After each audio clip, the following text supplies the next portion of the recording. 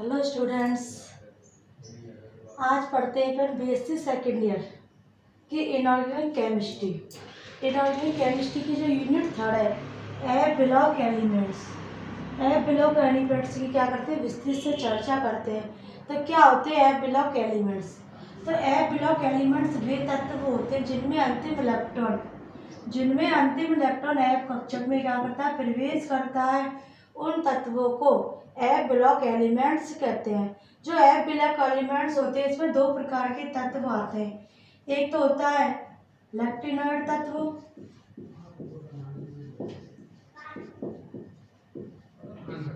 और दूसरा होता है एक्टिनॉइड तत्व।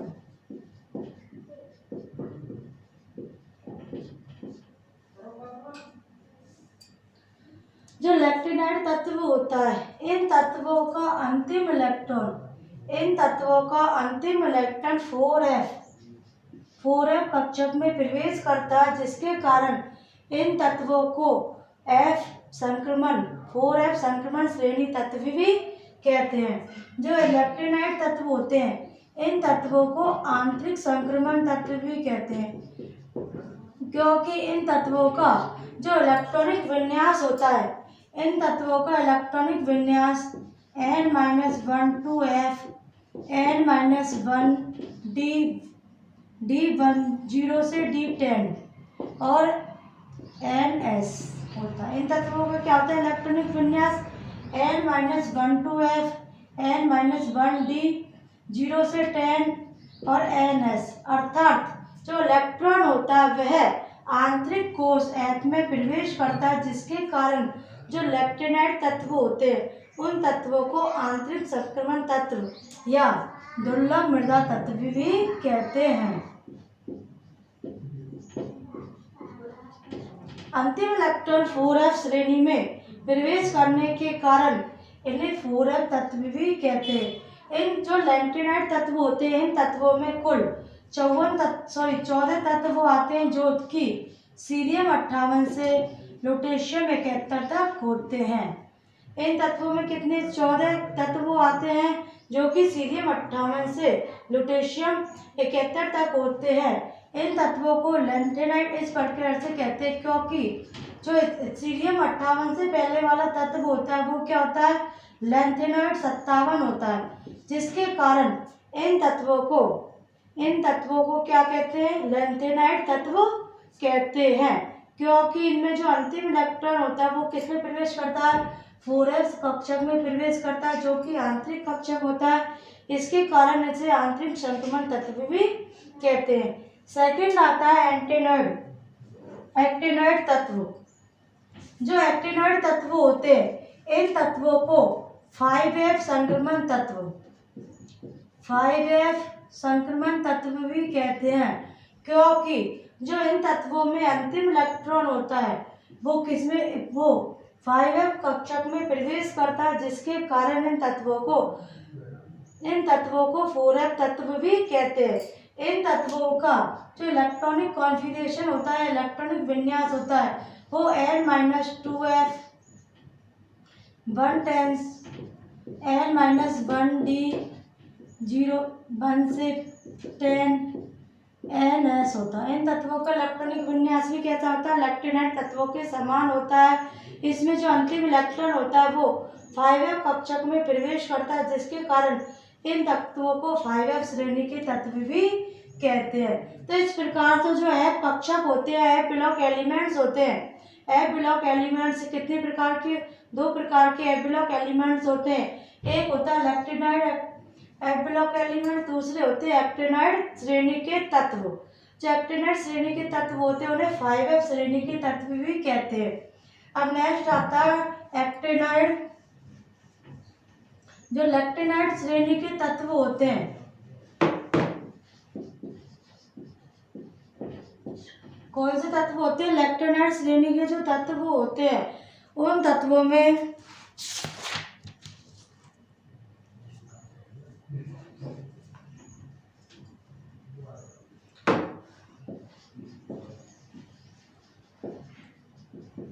लैक्टिनॉइड श्रेणी के जो तत्व होते हैं, इस श्रेणी के तत्व में सीरियम 58 से सीरियम 58 से लुटेशियम 71 तक के टोटल 14 तत्व आते हैं।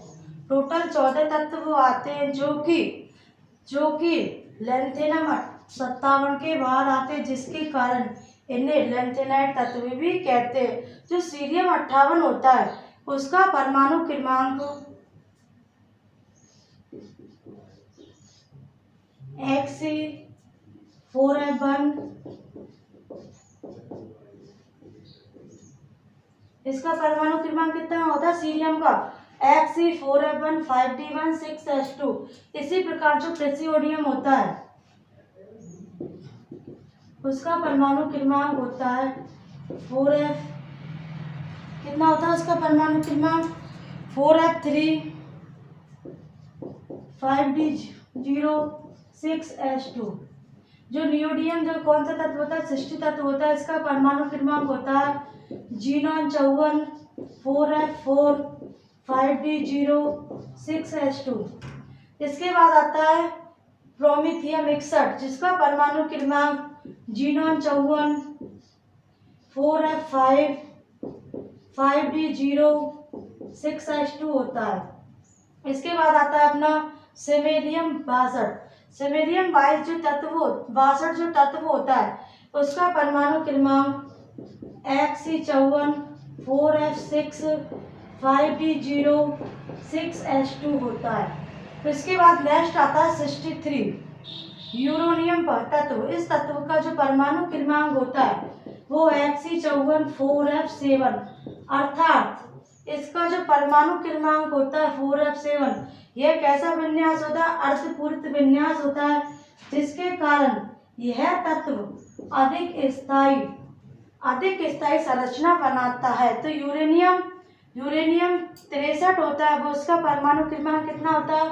4f7 होने के कारण यह अर्धस्थायी विन्यास रखता है, जिसके कारण यह अधिक स्थायी संरचना प्रदर्शित करता है। उसके बाद आता है गैडोलीनियम, जिसका कि परमाणु क्रमांक जीनॉन 54 4f7 5d1 6s2 होता है। इसमें भी अर्धपूरित विन्यास पाया जाता है, जिसके कारण यह भी अधिक स्थायी तत्व होता है। उसके बाद आता है अपना टर्बियम 65। टर्बियम 65 का जो परमाणु क्रमांक होता है वो होता है जीनॉन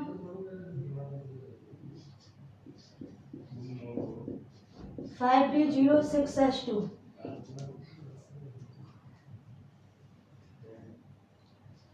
उसके बाद है डिस्प्रोस्मियम। जो डिस्प्रोस्मियम तत्व होता है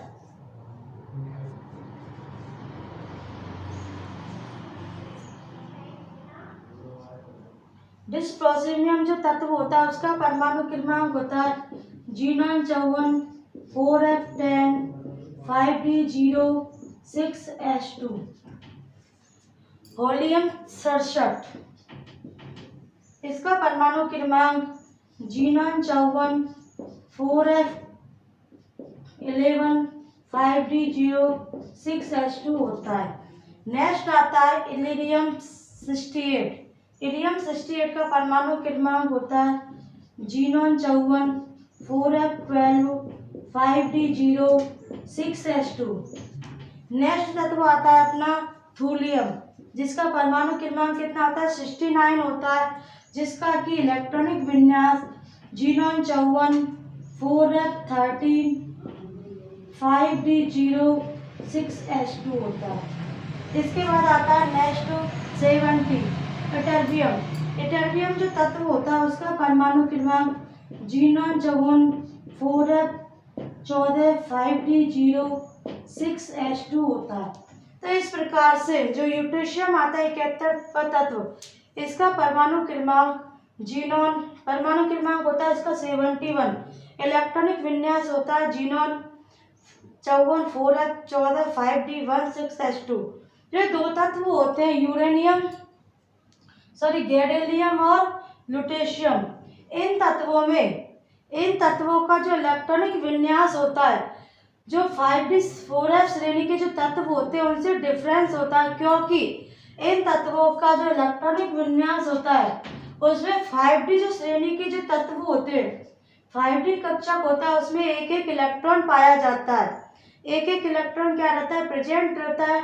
बाकी के अन्य तत्वों में सीरियम को छोड़ के अन्य तत्वों में इसका जो परमाणु क्रमांक है वो क्या होता है 5d 0 होता है।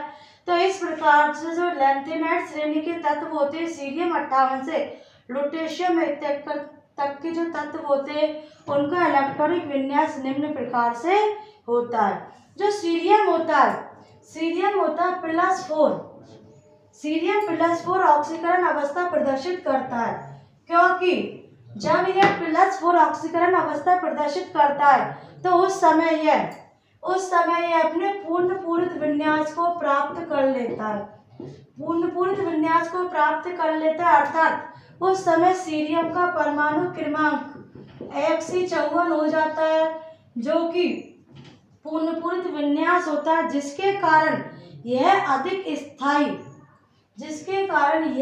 स्थायी संरचना का निर्माण करता है। उसके बाद जो लैंथेनाइड श्रेणी के तत्व होते हैं वो मुख्यतः +3 ऑक्सीकरण अवस्था प्रदर्शित करते हैं। अर्थात लैंथेनाइड श्रेणी के सभी तत्वों में +3 सामान्य ऑक्सीकरण अवस्था पाई जाती है, क्योंकि +3 ऑक्सीकरण अवस्था तक इसका जो आयनन विभव होता है उसका मान क्या होता है, कम होता है, जिसके कारण यह 3 इलेक्ट्रॉन निजी वे में निकाल सकता है और अपने पूर्ण पूरित और अर्धपूरित विन्यास को प्राप्त कर लेता है। लेकिन जो तत्व अन्य होते हैं वे +2 और +4 ऑक्सीकरण अवस्था भी प्रदर्शित करते हैं। +2 और +4 ऑक्सीकरण अवस्था प्राप्त करने पर भी पूर्ण पूरित और अर्धपूरित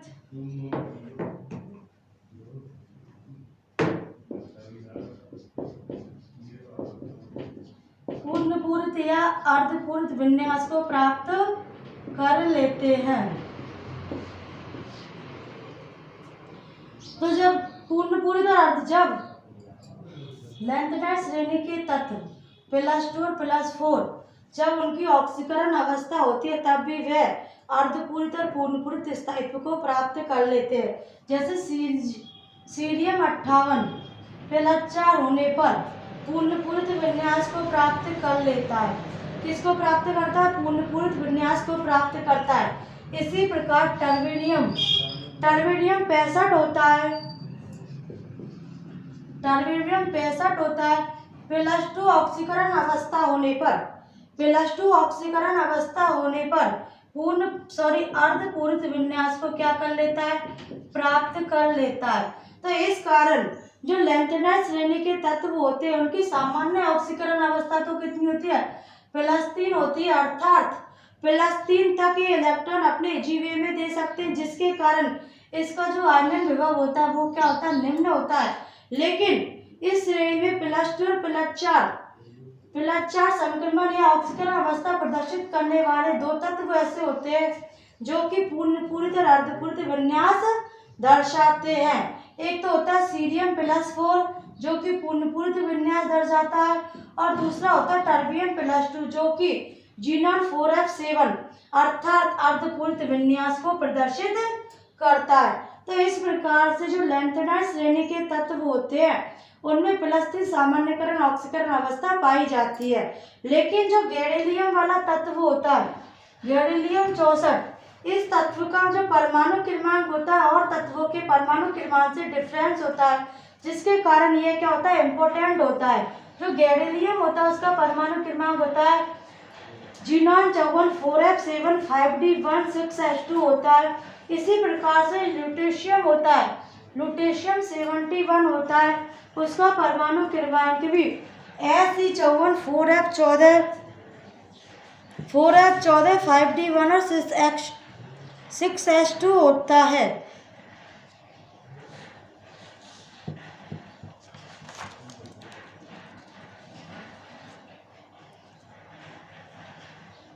इस प्रकार से इन तत्वों के क्या होते हैं? ये परमाणु क्रमांक होते हैं।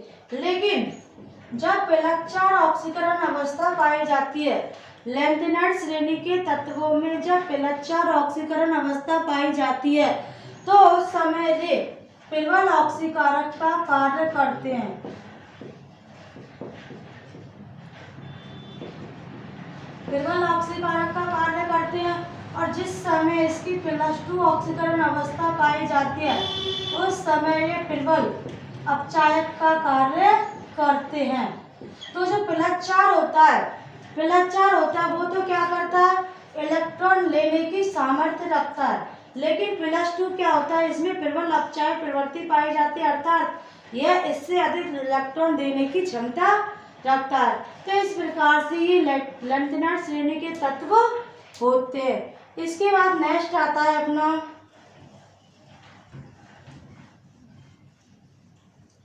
लैंथेनाइड श्रेणी के तत्वों की आयनिक त्रिज्या। तो लैंथेनाइड श्रेणी के तत्व होते हैं उन तत्वों की आयनिक त्रिज्या। आयनिक संकुचन के कारण, लैंथेनाइड संकुचन के कारण क्या हो जाती है, कमी आ जाती है। त्रिज्या में लैंथेनाइड संकुचन के कारण,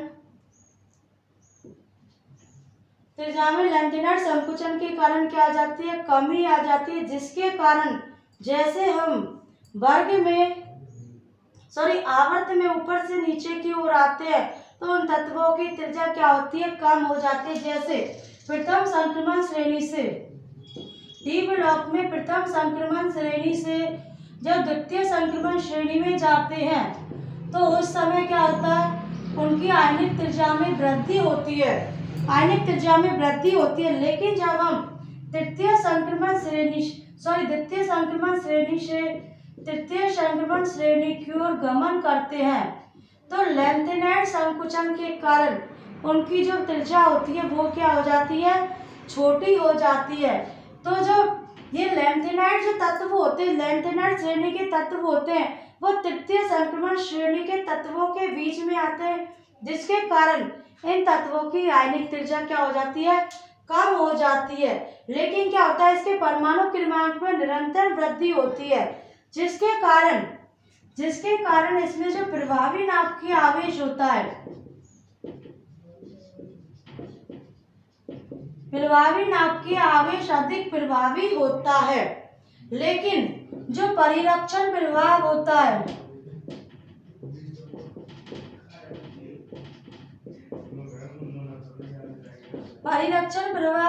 वो क्या होता है, कम होता है, जिसके कारण इन तत्वों की जो त्रिज्या होती है, आयनिक त्रिज्या होती है, वो कम होती है। तो प्रभावी नाभिकीय आवेश क्या करता है, नाभिक के द्वारा जो आंतरिक कोश में जो इलेक्ट्रॉन भरे गए हैं उन इलेक्ट्रॉनों को अपनी ओर क्या करता है, आकर्षित करता है। तो ये तो क्या होता है, प्रभावी नाभिकीय आवेश। हम जानते हैं कि जो लैंथेनाइड श्रेणी के तत्व होते हैं उसमें इलेक्ट्रॉन n-2f कोश में प्रवेश करते हैं, जिसके कारण नाभिक इन आंतरिक कक्षों को अपनी ओर आकर्षित करता है और जिसके कारण जो इसकी त्रिज्या होती है, इसकी त्रिज्या क्या होती है, वो क्या हो जाती है, कम हो जाती है। तो प्रभावी जो नाभिकीय आवेश होता है उसके कारण त्रिज्या के मान में क्या हो जाती है, कमी हो जाती है। और जो परिरक्षण प्रभाव होता है, परिरक्षण प्रभाव में एक कोश का इलेक्ट्रॉन दूसरे कोश के इलेक्ट्रॉनों को प्रतिकर्षित करता है, जिसके कारण जो इनकी त्रिज्या होती है वो बढ़ जाती है। लेकिन जो प्रभावी नाभिकीय आवेश होता है वो तो क्या होता है, अधिक प्रभावी होता है, लेकिन परिरक्षण प्रभाव क्या होता है, कम प्रभावी होता है। त्रिज्या तो मान तो क्या होते हैं, त्रिज्या के मान तो जस्ट अपोजिट होते हैं। जिसमें अधिक प्रभावी होता है उसकी त्रिज्या तो क्या हो जाती है, कम हो जाती है, और जिसमें कम प्रभावी होता है उससे त्रिज्या का मान बढ़ जाता है, जिसके कारण जो लैंथेनाइड श्रेणी के तत्व होते हैं वो क्या करते हैं, आयनिक त्रिज्या इनकी क्या हो जाती है, छोटी हो जाती है।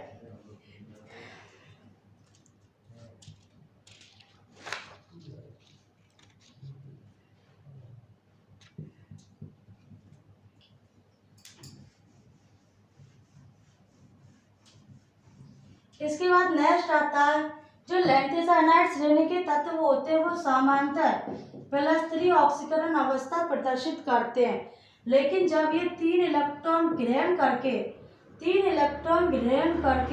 अपनी जो लैंथेनाइड जो धातु की अवस्था होती है उसको क्या कर लेते हैं, प्राप्त कर लेते हैं, जिसके कारण जिसके जो प्रथम 3 आयनन विभव होते हैं, प्रथम 3 आयनन विभव के मान क्या होते हैं, अत्यधिक कम होते हैं, जिसके कारण यह 3 इलेक्ट्रॉन निजी वे में बाहर निकाल सकते हैं। तो जो +2 वाले होते हैं वो तो प्रबल अपचायक होते हैं, +4 वाले क्या होते हैं, प्रबल ऑक्सीकारक होते हैं। उसके बाद इसकी नेक्स्ट प्रॉपर्टी आती है उच्च घनत्व।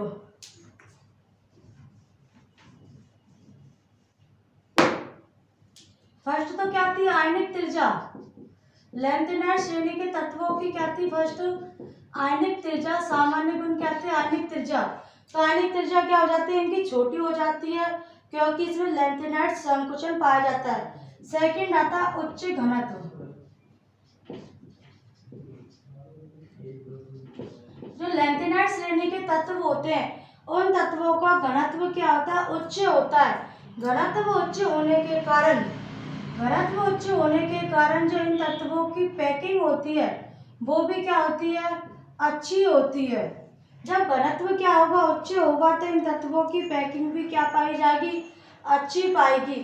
तो इस प्रकार से ये क्या होते हैं, लैंथेनाइड श्रेणी के तत्व होते हैं, अर्थात इस श्रेणी के तत्वों में उच्च घनत्व पाए जाने के कारण ये जो तत्व होते हैं वो क्या करते हैं, अपने आकार में क्या करते हैं, वृद्धि करते हैं, जिसके कारण इन तत्वों का जो क्या होता है, इन तत्वों का द्रव्यमान के मान में तो क्या हो जाती है, द्रव्यमान का मान तो क्या हो जाता है, बढ़ जाता है, और आयतन के मान में क्या हो जाती है, कमी हो जाती है, जिसके कारण डी ब्लॉक के एलिमेंट्स की तरह एफ ब्लॉक के जो एलिमेंट्स होते हैं उनमें भी उच्च पैकिंग व्यवस्था पाई जाती है। तो ये क्या है, ये क्या चीज है, लैंथेनाइड तत्वों के जो लैंथेनाइड तत्व होते हैं और इसके क्या होते हैं, गुण होते हैं। तो जो आयनिक त्रिज्या कम, उच्च घनत्व, तो इसका जो आयनन विभव होता है इसमें क्या पाया जाता है, उच्च आयनन विभव। इस श्रेणी के तत्वों में उच्च आयनन विभव पाया जाता है, अर्थात प्रथम 3 इलेक्ट्रॉनों को इजी वे में बाहर निकाल सकते हैं, जिसके कारण जो एफ ब्लॉक के एलिमेंट्स होते हैं उनकी जो प्रथम संक्रमण श्रेणी होती है, जो सामान्य ऑक्सीकरण अवस्था होती है वे क्या होती है, +3 होती है, जिसके कारण इसमें क्या पाया जाता है, उच्च आयनन विभव पाया जाता है। इसके कारण नेक्स्ट आता है लैंथेनाइड आयनों की क्षारीय सामर्थ्य। नेक्स्ट गुण आता है लैंथेनाइड तत्वों की क्षारीय सामर्थ्य। तो क्या होती है लैंथेनाइड तत्वों की क्षारीय सामर्थ्य,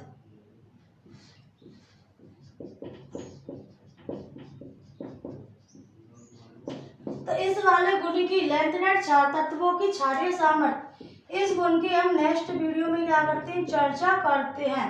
तो ये क्या होते हैं, लैंथेनाइड श्रेणी के तत्व, जो इनमें मुख्य गुण पाया था, आयनिक त्रिज्या कम, उच्च घनत्व, उच्च आयनन विभव। तो ये क्या होते हैं, सब एफ ब्लॉक जो एलिमेंट्स होते हैं लैंथेनाइड श्रेणी के तत्व, उन तत्वों के क्या होते हैं, गुण होते हैं। इसके बाद हम नेक्स्ट वीडियो में इसकी क्या करते हैं, चर्चा करते हैं।